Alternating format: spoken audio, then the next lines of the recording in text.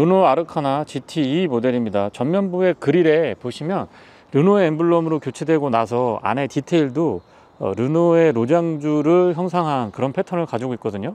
그래서 기존의 디자인도 좀 깔끔하면서 세련된 느낌을 잘 가지고 있었는데 이 엠블럼을 바꾸고 나니까 훨씬 더 한 단계 더 업그레이드 된 듯한 그런 느낌을 줍니다. 본닛 위에 주름 경쾌하고 날카롭게 잘 자리하고 있고요. 차량의 크기가 그렇게 크지도 않고 작지도 않아서 두루두루 만족시킬 수 있는 그런 사이즈가 아닌가 싶은 생각을 해보게 됩니다.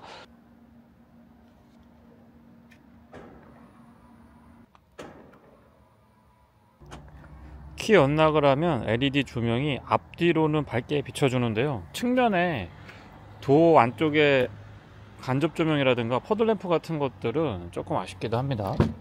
뒷좌석 도어를 열어보면 리플렉터는 별도로 없고요. 풋램프도 빠져 있지만은 LED 조명이 밝아서 뒷좌석에서 어두운 느낌은 없습니다. 앞좌석 도어에도 리플렉터가 빠져 있고요. 반면에 앞좌석에는 앰비언트 라이트가 있기 때문에 뒤쪽에서 차량을 인지하기에 부족함은 없고요. 이렇게 보시면 LED 조명이 밝은 편이기 때문에 바로 아래쪽까지 접근할 때 어두운 곳은 덜합니다. 역시 LED 조명 밝은 편이고 크러쉬패드 중앙 그리고 앞좌석 도어를 중심으로 앰비언트 라이트 선명하네요. LED 헤드램프는 프로젝션 타입이 아닌 MFR 방식인데요. 조금 더 광원이 부드럽고 넓게 퍼지는 느낌이 좋습니다. 상하향의 변동 폭은 생각보다 그렇게 크지 않은데요. 장점 중에 하나는 지금 보시면 클러스터 안쪽에도 이 조사각 조절하는 부분에 대한 숫자가 표시가 되거든요. 그래서 0레벨에서 4레벨까지 가장 낮게 낮춘 거고요. 한 레벨씩 올려 볼게요. 2레벨, 1레벨, 0레벨. 기본적으로 이 상하향 변동 폭은 생각보다 크지 않지만 좀 전에 보여드린 것처럼 조사각 조절로 꽤나 큰 폭의 각도가 변형된 걸 볼 수가 있습니다. 상향등과 하향등 그리고 비상등까지 모두 다 점등시킨 상태고요. DRL과 방향지시등은 그 기능이 완벽하게 분리가 되어 있습니다. 방향지시등이 조금 앞쪽에 쏠려 있긴 하고요. 바깥쪽 거울 커버에 LED로 방향지시등 있지 않았고요. 바로 아래쪽에 잔상 같은 것들이 조금 보이긴 하죠. 근데 시야각은 이 정도에서 들어오기 때문에 그렇게 거슬리는 것들은 없습니다. 시승 차량이 전면 틴팅이 조금 진했기 때문에 안쪽에서 흐리게 보였을 수도 있는데요. 바깥쪽에 나와서 보니까 자연광보다는 백색광에 가깝고요.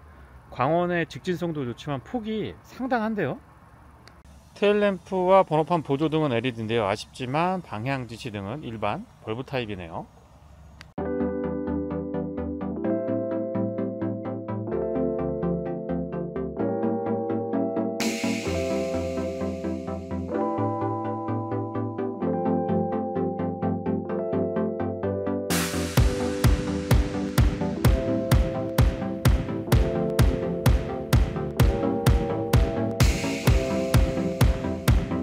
측면에 오게 되면 휠 베이스도 넉넉한 편이고요. 전장에 비해서 전체적인 균형감이나 비례감 같은 것들 좋고 이 정도의 가격대에서 쿠페형 SUV는 상상하기가 힘들었는데 르노가 굉장히 트렌디하게 잘 대응을 해주지 않았나 싶은 생각이 듭니다.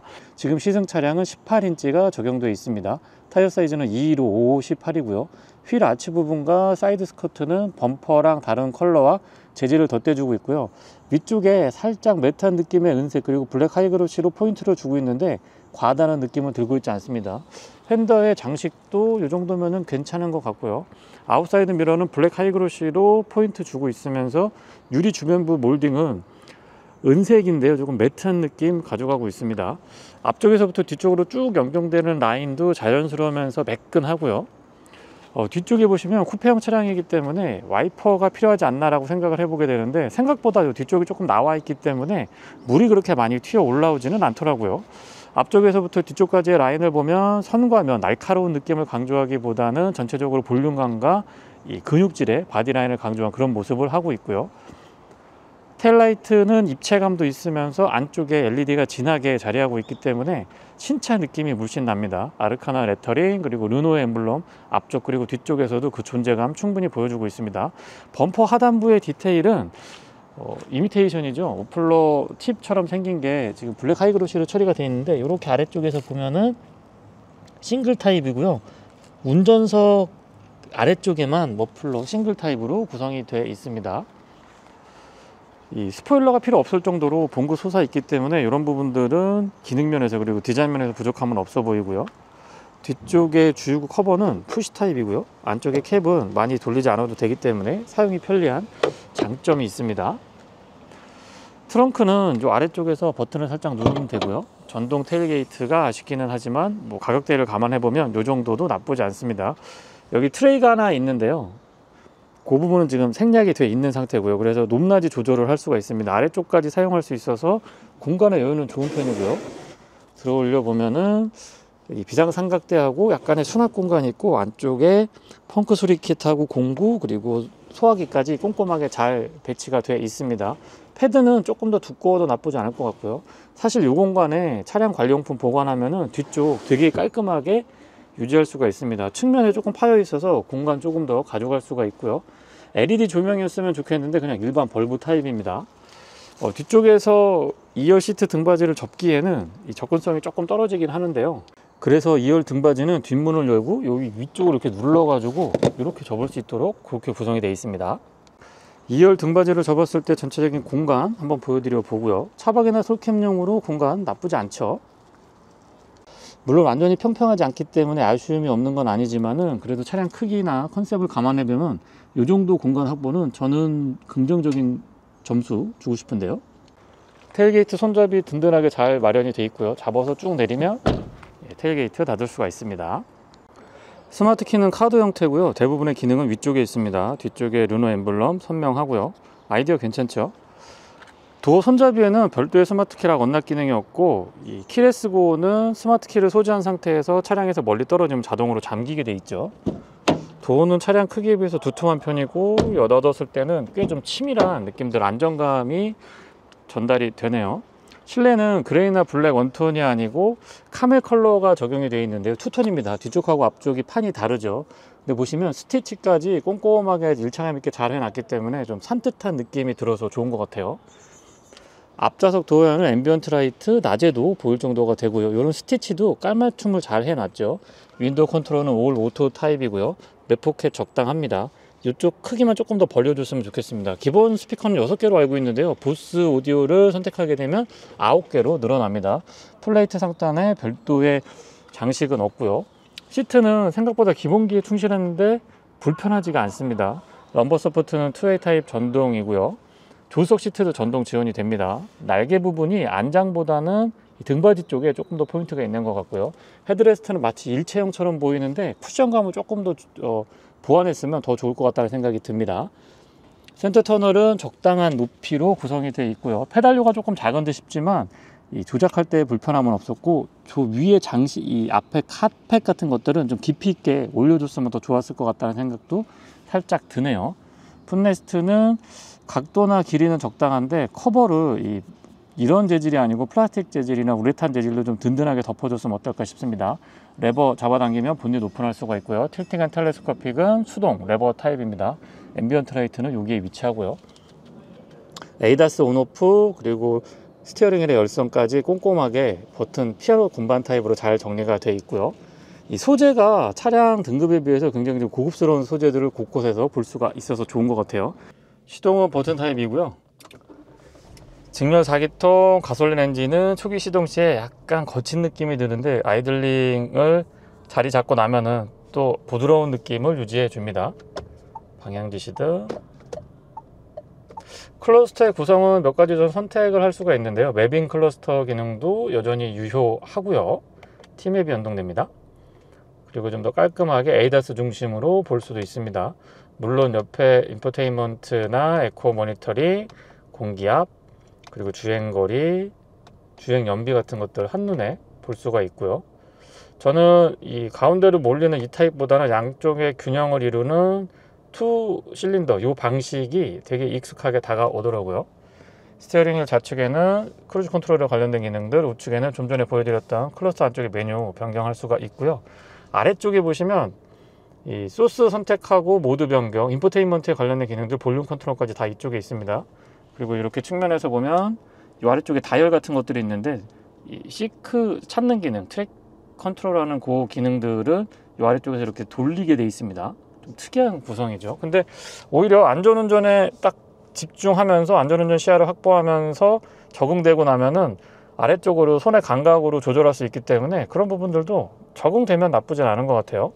9.3인치였던가요? 이 세로형 디스플레이는 내비게이션 같은 거 볼 때 되게 편리하게 볼 수 있습니다. 지금처럼요. 기본 맵은 T맵이 연동이 되어 있고, 안드로이드 오토 연동을 해서 저는 이제 T맵 많이 사용을 하거든요. 무선으로 연동이 되기 때문에 이런 연결성 같은 것들 참 좋았고요.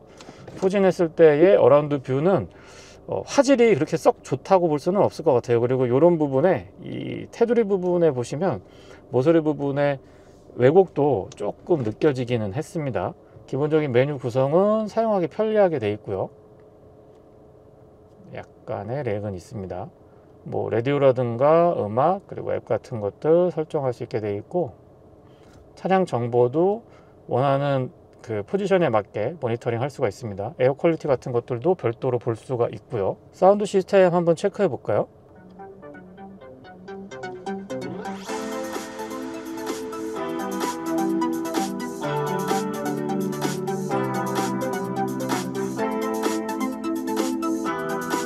스피커가 9개로 늘어난 만큼 좀 더 청아한 느낌이 드는데요. 중저음 때는 살짝 아쉽지만 고음하고 중음 때의 이 해상력 같은 것들, 입체감 같은 것들은 순정에 비해서 확실히 좋아집니다. 그리고 안드로이드 오토로 무선 연동을 했을 때 이렇게 끌기 기능도 지원을 해주고 있고요. 그 아래쪽에 피아노 건반 타입으로 주요 기능들 쭉 나열이 되어 있는데요. 비상등 스위치 가운데 위치하고 있고, 열선하고 통풍이 있는데, 여기서 컨트롤이 됐으면 좋겠는데, 여기서 진입하는 기본 메뉴 접속을 하고, 그 다음에 여기에서 통풍, 열선 각각 2단으로 조절 가능한데, 요거는 사용하기 그렇게 편한 것 같지는 않습니다. 멀티센스, 마이센스, 스포츠, 에코, 이렇게 세 가지가 있는데요. 스포츠, 에코 이렇게 설정할 수가 있고, 클러스터 보여드려 볼까요? 약간의 변화가 있긴 합니다. 이런 식으로요. 그리고 이 주차 보조, 방향지시 등으로 방향을 잡은 다음에 수평이랑 이 수직 사선 주차까지도 지원을 해주고 있습니다. 동글동글하게 구성이 되어 있는데요. 제가 좋아하는 실린더 타입이죠. 직관적이고 안쪽에 상황을 바로바로 볼 수 있기 때문에 공조장치 컨트롤 굉장히 편리합니다. 포지션 설정, 에어컨, 바람의 세기, 온도 조절, 오토 설정하는 것들은 이쪽에서 가능하고요. 그 아래쪽으로 USB A타입 단자 2개, 억스 단자도 있고요. 12V 파워 아울렛, 그리고 스마트폰 무선 충전이 자리합니다. 기어 노브는 전통적인 방식이죠. 여기 카드 음영은 딱 자리에 맞았던 것 같고요. 오토홀드랑 전자식 파킹 브레이크 나란히 자리하고 있습니다. 컵홀더는 오픈 타입으로 2개. 암레스트가 이 뒤꿈치에 이렇게 걸리는 경우가 있거든요. 요거는 체형에 따라서 호불호가 좀 나뉠 것 같긴 합니다. 그리고 안쪽에 공간은 깊이는 있는데 그렇게 폭이 넓거나 막 여유롭다라고 볼 수는 없을 것 같아요. 암레스트는 이렇게 길이 조절도 가능하고요. 기본 세팅이었을 때 제가 이 뒤꿈치가, 팔 뒤꿈치가 걸린다고 말씀을 드렸습니다. 조수석 수납은 잡아당기는 방식, 천천히 떨어지고 안쪽에 공간 여유는 괜찮고요. 이 부분하고 이런데 재질 같은 것들, 그 다음에 여기 카멜 컬러 들어가니까 확실히 좀 고급지고 안락한 느낌이 배가 되는 것 같아요. 위쪽에 이 내장재도 준수한 편이고요. 선바이저는 조금 도톰합니다. 클립 꼼꼼하게 되어 있고, 거울은 일반 전구랑 연동이 되어 있는데 거울 크기가 좀 더 높았으면 어떨까 싶어요. SS 콜 포함이 되어 있고요. LED 조명은 푸시 타입으로 끄고 켤 수가 있습니다. 실내 거울은 테두리도 두툼하고 투명하지 않은 데다가 이 쿠페형 라인을 갖고 있다 보니까 창문이 또 그렇게 많이 넓지 않거든요. 그래서 시야가 그렇게 좋다고 볼 수는 없겠죠. 아웃사이드 미러는 하우징에 비해서 거울 큰 편이고요. 광각도 적당합니다. 뒷좌석입니다. 도어 개폐각 적당하고요. 유리는 아쉽지만 완전히 끝까지 안 내려가고 조금 남습니다. 디자인은 앞쪽하고 같고 맥포켓의 여유가 참 좋죠. 발공간도 어느 정도 확보가 되어 있고 가운데 턱도 그렇게 높은 편은 아닙니다. 시트는 등받이가 조금만 더 뒤로 뉘어졌으면 좋겠다는 생각이 들고요. 등받이 각도 조절은 안 됩니다. 헤드레스트는 작지만 쿠션감 괜찮았고요. ISO 픽스 기본 적용이 되어 있고, 암레스트 내려보면 오픈타입 컵홀더 2개 마련이 되어 있습니다. 이 예쁜 라인 때문에 안쪽에 헤드룸에 조금 손해를 보는데, 이 위쪽이 볼록하게 되어 있어서 그렇게 답답한 느낌은 많이 들진 않고요. 무릎 공간, 발 공간 여유는 괜찮습니다. 그리고 이 백포켓은 그물 형태로 되어 있고요. 약간 파여 있기 때문에 무릎에 공간 여유를 조금 더 가져갈 수가 있고요. 좀 클래식한 모습이지만은 뒷좌석 전용 에어벤트 열선은 2단으로 조절되고 그 아래쪽에 USB A 타입으로 충전 단자 2개 마련을 해 놨습니다. 12V 파워 아울렛은 현재 이 차량에는 막혀 있습니다. 벨트 높낮이 조절은 기본이겠죠. 뒤에서 봤을 때의 감각적인 디자인, 거기에 포인트마다 꽤 괜찮은 자재들을 배치해 놨기 때문에 차량 등급이나 가격대에 비해서 절대 고급감이나 안락한 느낌이 처지지는 않습니다. 스티어링 휠은 저 르노 로고랑 에어백 부분의 디자인하고 소재 때문에 되게 보면 볼수록 매력적인 것 같아요. 도심에서 주행을 할 때 차량 크기에 대한 부담감은 크지 않습니다. 딱 이 정도 사이즈가 국내 도로 인프라에서 부담 없이 핏하게 잘 맞는 옷을 입고 있는 듯한 느낌을 줄 정도로 주차에 그렇게 신경이 쓰이지도 않고요. 세단에 비해서 살짝 높은 차고 때문에 시야가 좋다 보니까 더더군다나 좁은 골목길이나 이 주차할 때 부담감이 적은 그런 장점이 있습니다. 1.6L MPI 엔진, 대부분 터보 엔진이나 하이브리드 또는 전기차가 제가 최근에 시승하는 차량들의 일반적인 구성인데요. 현재 이 차량은 MPI 엔진이 장착되어 있고 거기에 엑스트로닉 CVT 미션과 매칭을 이루고 있는데, 도심 주행이 많은 분이라고 하면 굉장히 마일드한 느낌, 변속 충격이 없거든요. 그래서 언뜻 전기차 느낌도 살짝 나면서 아무튼 기어 변속에 좀 민감하신 분들은 괜찮은 선택지가 될 수 있지 않나 싶습니다.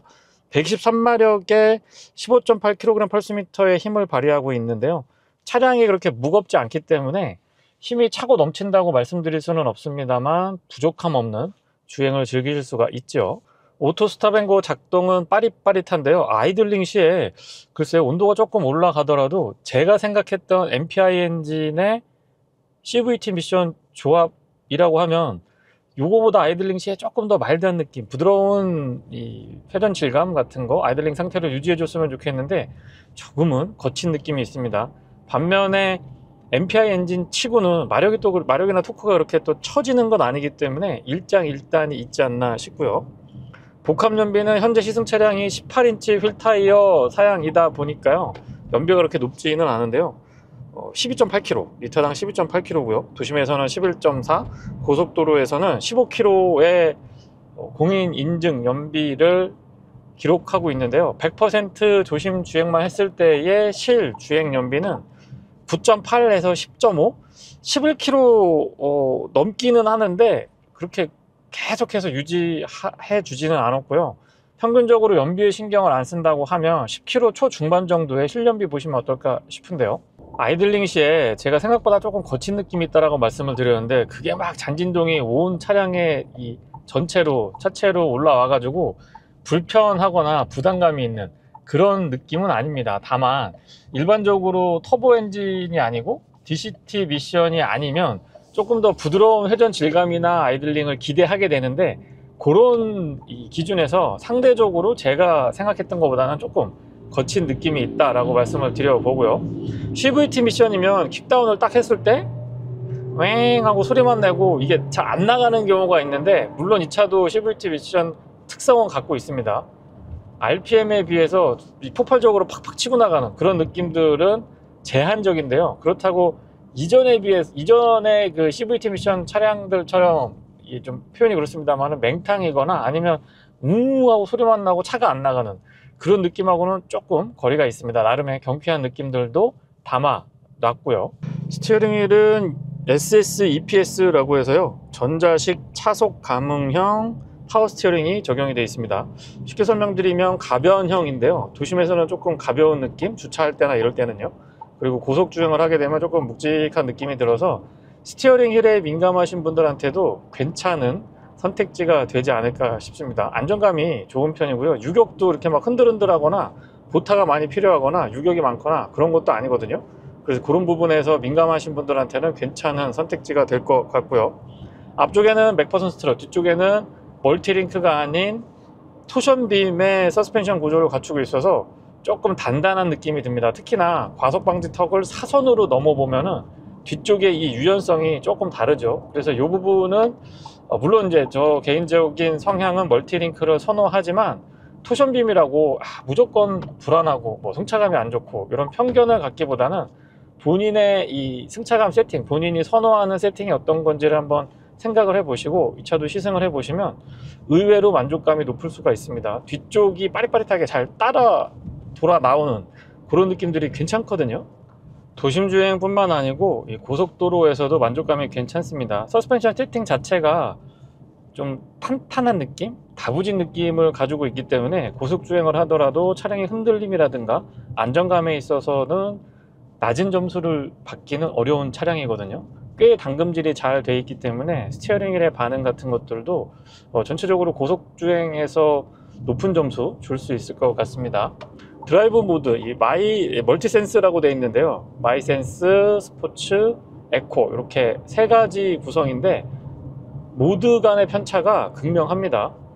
스포츠 모드에서 킥다운 같은 거 하게 되면은 나름의 좀 경쾌한 느낌들, 엑스트로닉이 CVT이긴 합니다만은 경쾌한 느낌들을 잃지 않으려고 노력했다라는 걸 이런 데서 느낄 수가 있는데요. 약간 언덕 구간인데 킥다운 같은 거 해보면 물론 이제 DCT나 터보 엔진 기반의 차량들보다는 상대적으로 좀 덜 나가는 느낌은 분명히 있습니다만 기존의 CVT 미션보다는 조금 더 경쾌한 느낌을 가져가고 있습니다. 터널 아니고요, 아스팔트 포장이 아닌 시멘트 포장인데요, 풍절음이나 공명음도 그렇게까지 거슬리지는 않고요, 유려한 쿠페 라인을 SUV랑 접목시켜서 크로스오버 형태의 바디라인을 갖추고 있는데 공기저항 자체가 그렇게 많이 받는 바디라인은 아니죠. 거기에 18인치 휠 타이어를 채택해 주고 있는데요, 노면에서 올라오는 타이어 마찰음이나 기타 잡음 같은 것들도 억제가 잘 돼 있는 편입니다. 시속 100km는 수동 6단으로 고정을 했을 때 1600rpm 부근에서 구현이 됩니다. 비교적 낮은 rpm에서 기준 속도를 구현을 해주고 있기 때문에 소음 진동 그리고 연비 측면에서 조금은 더 유리하게 가져갈 수가 있습니다. 예전에 CVT에 비교를 했을 때 발진 가속력이나 이런 부분들이 조금 덜 답답하다, 엑스트로닉 미션의 반응이 조금 덜 답답하다라는 정도지 기본적인 CV 미션 특징은 고스란히 갖추고 있습니다. 예를 들면 제로백이라든가 갑자기 스포츠 모드로 전환을 하고 킥다운을 했을 때 반응 같은 것들은 일반 미션이나 같은 라인업 중에 1.3 PC가 있었거든요. 듀얼 크루즈 미션하고 매칭이 되어 있는 그 모델하고 비교해보면 답답함은 분명히 있습니다. 이 차는 저처럼 그 급가속이나 급제동 같은 거 잘 안 하시고요, 탄력 받아서 그냥 탄력적으로 운행을 하게 되면 고속도로에서 운행할 때도 그렇게 답답하진 않거든요. 근데 일반적인 주행 조건에서 놓고 보면은 분명히 좀 더디게 나가고 답답함을 느낄 수도 있다는 점 말씀을 드립니다. 구조적인 특성을 조금 이해하시고 차량을 선택하시면 어떨까 싶네요. 그의 반응은 극초반에 담력이 조금 약한 게 아닌가? 이런 생각이 살짝 드는데요, 반복해서 풀브레이킹 테스트 같은 거 해보면 에이다스의 유기적인 움직임, 센싱의 민감도 같은 것들도 괜찮고요, 그리고 자세가 흐트러지지 않으면서 꾹꾹 좀 든든하게 잘 제어를 해주기 때문에 제동장치에 대해서도 만족감 나쁘지 않았습니다. 앞좌석하고 뒷좌석의 승차감 차이는 조금 느껴지긴 했습니다. 특히나 이제 뒷좌석 등받이 각도 조절도 안 되는 상태이기 때문에 기본 자세라든가 쿠션감 같은 것들은 나쁘지 않았는데 이 토션빔 특유의 일반적인 도로, 특히 이제 고속도로 주행을 할 때는 단단하게 오히려 잘 잡아주니까 멀미가 덜 나는 그런 괜찮은 승차감이거든요. 그런데 이 노면이 조금 안 좋은 곳을 다니거나 아스팔트 포장이 아닌 시멘트 포장에서 좀 울렁울렁함이 있는 그런 데를 지나갈 때는 조금 약간 튀는 듯한 느낌도 간헐적으로 느껴지긴 했습니다. 어쨌든 앞좌석에는 앰비언트 라이트가 꽤 잘 배치가 되어 있기 때문에 밤에 야간 운전을 할 때 분위기 나쁘지 않고요, 맵인 클러스터라고 해서 클러스터 안쪽에 내비게이션을 보여주고 있는데 이 부분 때문에 HUD가 없는 그런 구성이지만은 클러스터 안쪽에서 맵이 보여지고요, 또 가로형이 아닌 세로형 9.3인치 디스플레이 덕분에 답답한 느낌은 크게 받지 못했습니다. 거기에다가 T맵 연결성이 굉장히 좋죠. 르노 클리오 같은 이 하체 세팅이 굉장히 잘 된 당금질이 잘 돼 있는 차량을 만든 브랜드에서 나온 차량인 만큼 크로스오버 SUV지만은 크로스오버 느낌을 가지고 있는 차량임에도 불구하고 이 코너링에서의 타이트한 느낌들, 다부진 느낌들이 좋습니다. 특히나 토션빔의 전륜구동이라고 하면 코너링 개판일 거야, 그리고 차고도 높으니까 무게중심이 높아서 별로겠지, 이렇게 생각을 할 수가 있는데 의외로 날카롭고 움직임도 좋고요. 거기에다가 잘 이렇게 뒤가 잘 따라오면서 받쳐주니까 운전의 재미는 쏠쏠하거든요. 괜찮은 하이브리드 시스템을 갖추고 있는 이 이테크 하이브리드 모델이 해자이긴 합니다만은 본인의 라이프 스타일에 맞춰서 차량을 선택하시는 것도 현명할 걸로 보여집니다. 예를 들면 1년에 10,000km 남짓, 뭐 15,000km도 안 타거나 10,000km 이하로 타시는 분들, 보험에서 마일리지 특약 걸어서 환급 받으시는 분들 많이 계시잖아요. 그런 분들은 하이브리드가 크게 의미가 없어요. 그렇죠? 사용 빈도나 거리가 그렇게 많거나 길지 않으신 분들한테는 제가 지금 시승하고 있는 이 GT 모델 MPI 엔진의 CVT 미션 조합도 괜찮은 선택지가 될 수 있습니다. 거기에 가격적인 메리트도 분명히 따라오니까요. 도심이나 고속도로, 그리고 이렇게 국도 구간 주행을 해보더라도 차량 크기가 딱 좀 컴팩트하고 부담이 없기 때문에 노면이 좋지 않거나 좁더라도 운전할 때 어려움은 많지 않습니다. 그리고 여기 노면 진짜 안 좋거든요. 그런데 이렇게 다녀보더라도 토션빔이면 뒤가 막 튀거나 진짜 승차감 좀 그렇다 뭐 이렇게 할 수가 있는데, 의외로 또 튀면서 잡아주는 게 아니고 텐션이 있으면서 잡아주니까 적응이 금방 되긴 했습니다. 노면이 울렁울렁하거나 파여있거나 이렇게 갈라진 대표적인 안 좋은 구간인데요, 그대로 노면을 읽지는 않습니다. 물론 이제 앞좌석하고 뒷좌석하고 앉았을 때 텐션이 조금 다른 건 있고요. 과속방지턱 넘어보면 넘을 때가 이렇게 좀 매끄럽고, 넘고 나서는 조금 이렇게 좀 타이트한 느낌들도 전달이 되긴 했고요. 엔진 출력이나 연비 부분은 제가 충분히 설명을 드렸던 것 같고요. 본인의 라이프 스타일에 맞춰서 차량 선택하시기 바랍니다. 그리고 뒤쪽이 토션빔이라 이거 승차감 또 너무 안 좋은 거 아닌가 라고 고민하실 수가 있는데, 지금 이런 과속방지턱, 이렇게 짧고 높은 과속방지턱을 넘을 때는 앞좌석은 괜찮은데 뒤쪽에서는 조금 타이트한 느낌이 있습니다. 하지만 일상적인 도로 여건에서는 크게 그렇게 이 구조적인 특성을 반영해서 승차감에 아쉽다, 승차감에 좀 단점이 있다라고 지적할 정도는 아닌 것 같아요. 네, 이상 르노 아르카나 GT 모델의 시승기를 마치겠습니다. 고맙습니다.